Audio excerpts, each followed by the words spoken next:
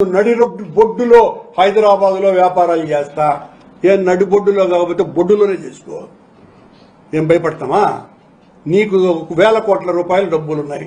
అక్రమాలతో, అన్యాయాలతో, దౌర్జన్యాలతో హైదరాబాద్ అంతా ఆక్రమించినావు. స్థలాలు Jubilee hills లో 100 కోట్ల రూపాయలు మోసం చేసినావు అని అందరికీ తెలుసును.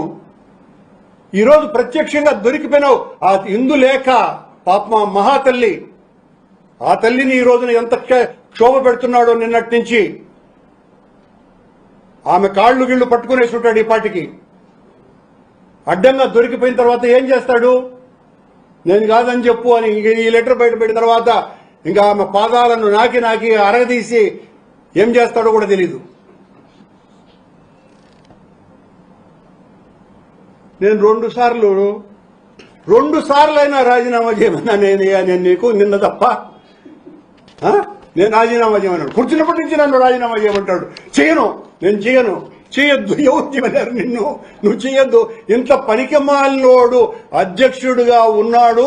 ఇంత పనికిమాలినోడిని, ఇంత అప్రాచ్యుణ్ణి చంద్రబాబు నియమించినాడు అనని చంద్రబాబు గారి ముఖం మీద మాట్లాడతారు నీచంగా జనమంతా కూడా. ఇప్పుడు మొత్తం నెటిజన్లంతా అందుకుంటారు ఈ ఉత్తరాన్ని.